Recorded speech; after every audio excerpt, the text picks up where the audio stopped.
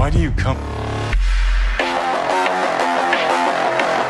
Benvenuti disadattati e disadattate. Noi siamo i Termostati e oggi siamo stati traumatizzati da un weekend interminabile. I nostri fan sapranno che per le ultime uscite abbiamo sempre provato a giocare il gioco in un'unica sessione, sfondandoci gli occhi e l'animo. E il fegato non lo dici? No, quello non è importante. Come stavamo dicendo, oggi è il turno di Cyberpunk 2077. Ma prima... Sigla.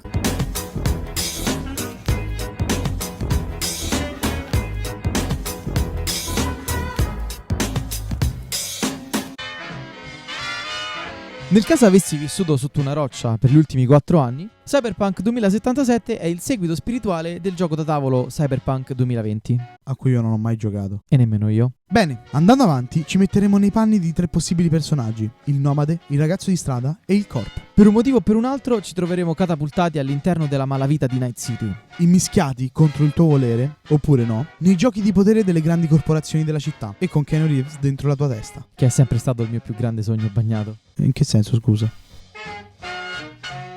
Come al solito, siccome Ledo non è un perfezionista, andremo a analizzare il gameplay di questo gioco, dividendolo in 3 parti. Come dice Panam, Il trucco è nel modo di affrontare i problemi. Io seguo la AAA. La cosa? Analisi, assemblaggio, azione. Qualunque sia l'incarico, fai queste 3 cose. ma sei sicuro? Zitto e fallo.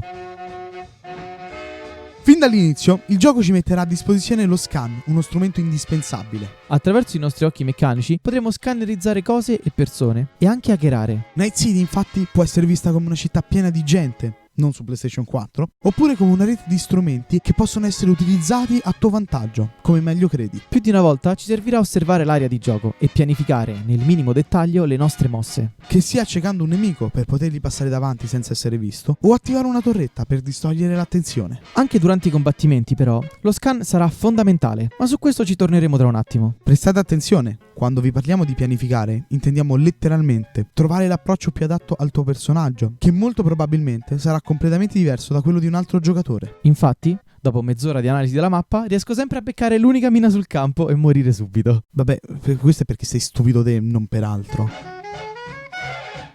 Adesso vi parleremo delle build. Noi abbiamo deciso di giocare come un PG Corp, incentrato sulle capacità tecniche e tecnologiche. Non ridete delle nostre stat, abbiamo fatto solo le missioni principali per sbrigarci a finire il gioco. Per i pochi level up che abbiamo fatto, abbiamo visto una griglia di possibilità quasi infinita. Nel corso dell'avventura svilupperete abilità che vi torneranno utili non solo sul campo, ma anche nel roleplay vero e proprio, nei dialoghi con le persone. E bada bene, non sempre le scelte sbloccate delle abilità sono positive. In alcuni casi troppa freddezza o un'aggressività immotivata potrebbero metterti nei casini, e belli grossi. Quindi state molto attenti alle scelte durante i dialoghi, ma tranquilli perché ogni build, anche quella fatta più a caso, può comunque portarti a un buon finale. Soltanto cambieranno i metodi, ovviamente. Panam, sono un idiota, volevo solo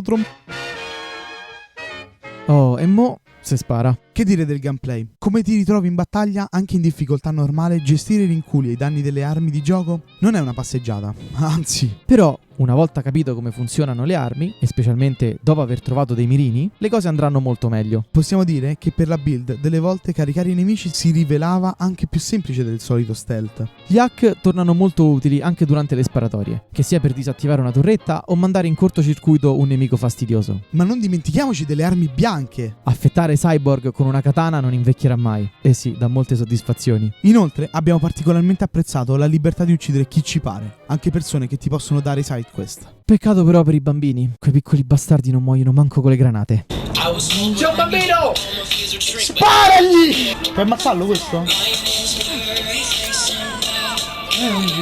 Sparagli.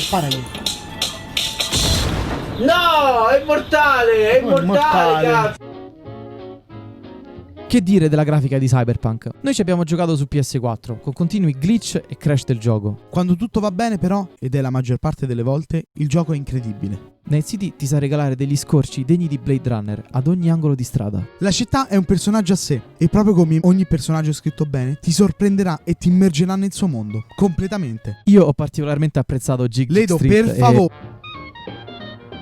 La colonna sonora, bella in modo assurdo. Prende molto spunto dai beat synthwave che girano per YouTube e si adagia nel mondo di gioco senza alcuno sforzo. Ledo, tocca a te. Che hai detto? Lascia sta.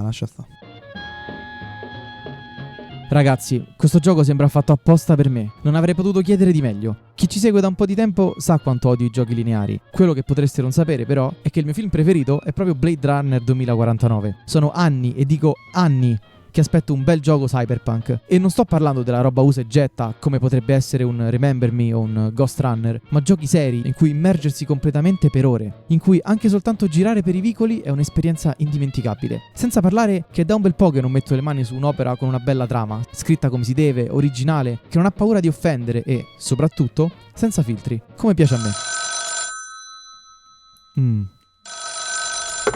Sì?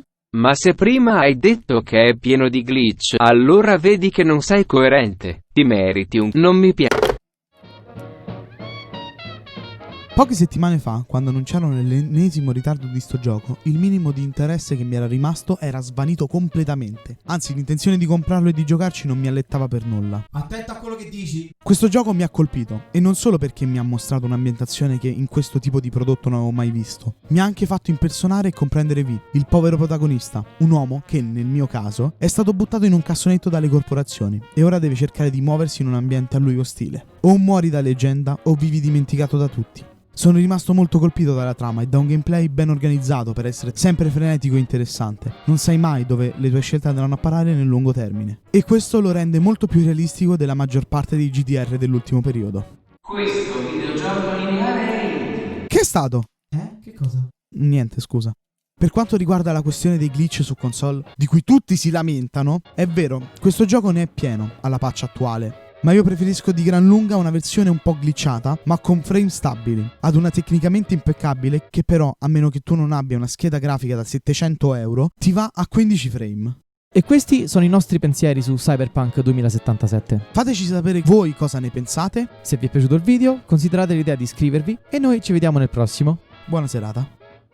Che enorme potenziale sprecato. Avrebbe potuto essere il gioco del secolo, ma invece è un brutto pasticcio glitch incompiuto. Il creatore del personaggio è uno scherzo. Nessun arti robotici, nemmeno i genitali modificati, nessuna opzione per pene o seni naturalmente grandi, nessuna modifica vocale, solo mediocre nella migliore delle ipotesi, senza caratteristiche che ti facciano dire wow, è davvero il futuro.